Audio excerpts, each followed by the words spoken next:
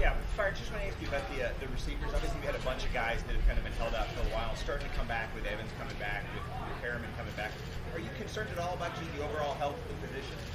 The overall, nah, because we're getting healthier. We're actually getting healthier.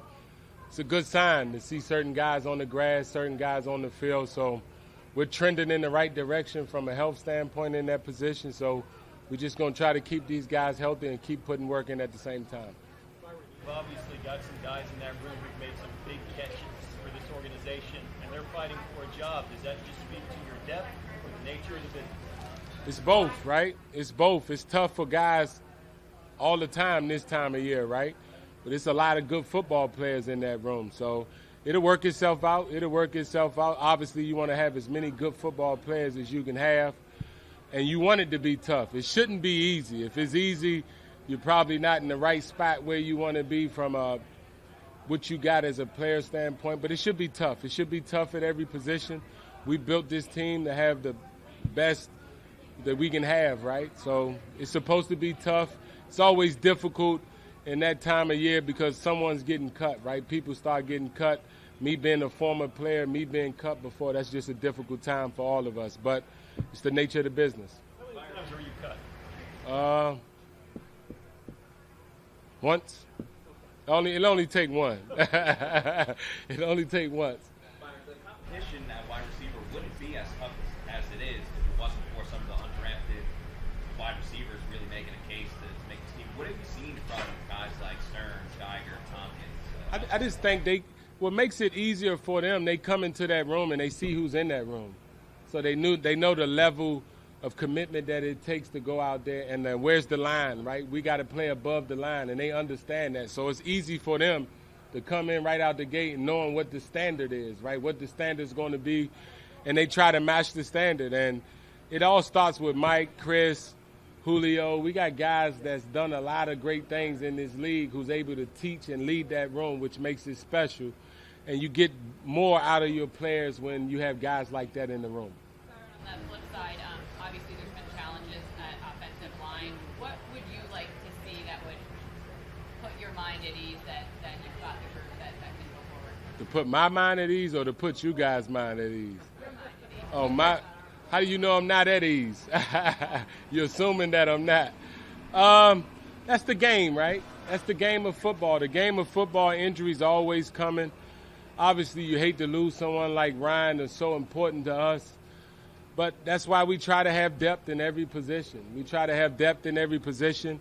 And you guys know my philosophy is if he's out there on the grass, I trust and believe in it. And that's the way I go about business. That's the way we really go about business. So, I mean, next man up is not just a saying around here. We try to have good guys backing up. So if that was to happen, we can be in a good spot. So we'll see, but we'll see how it works out.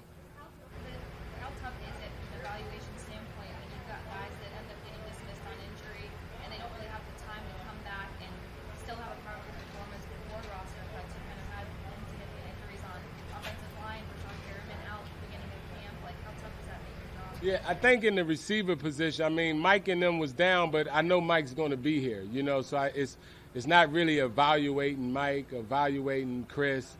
Those evaluations been done really years ago. We know what them guys are. Obviously, when guys are down, you get to evaluate other guys, those guys' backups that came in. So that's what you really get to do. You really get an opportunity to see Hainsey in certain positions, right?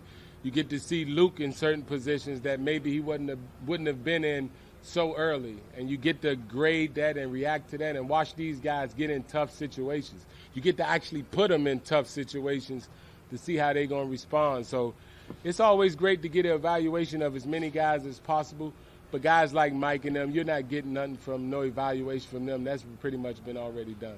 How do you like the progress of Luke Edeke? He's a guy that's coming from a small school in college to the NFL, then going from tackle to offensive guard, now getting some starting reps as well. What have you seen of his progression? Man, I think Luke does a lot of things well that you guys may not see on a play-to-play basis, but he's a rookie. He's working his tail off.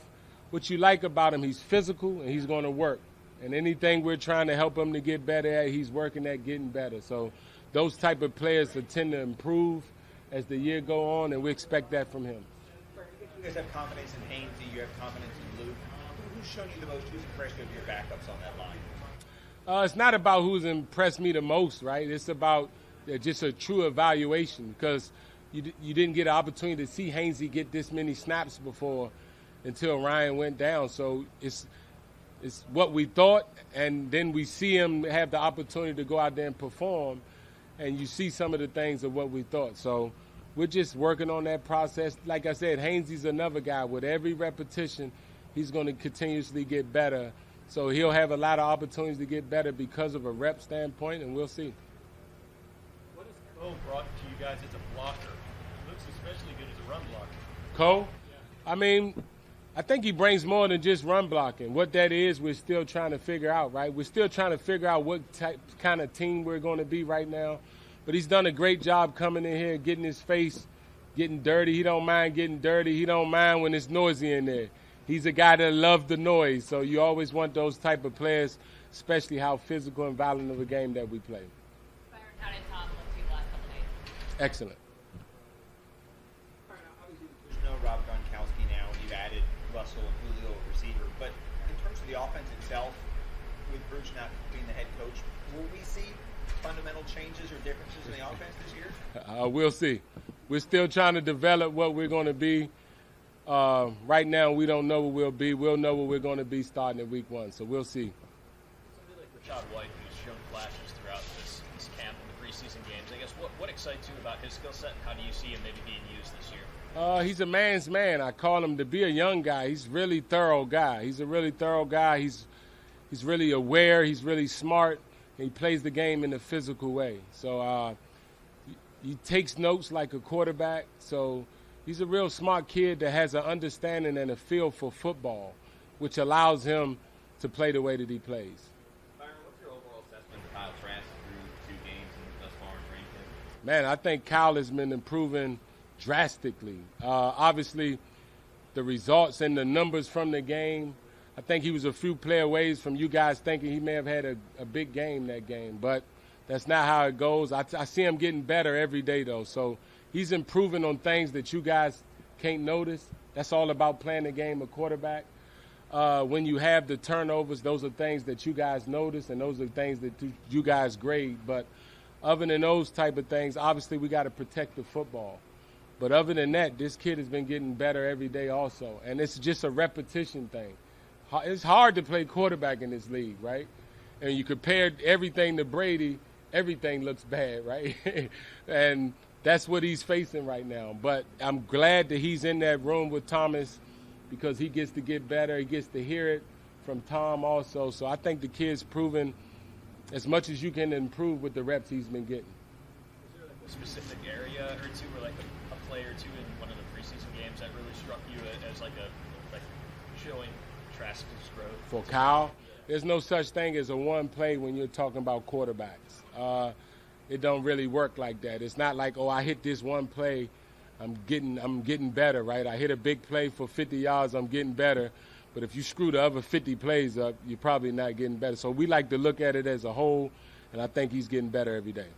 It's obviously going to be up to Coach Bowles, depending on how much the starters play in this final preseason game. But are there any positions that you in particular are looking at that you might want to lobby to get a little more playing time so it helps make your final decisions? Or just like you said, that's up to Coach Bowles. Anything else? All right, guys, have a good one. Thank you.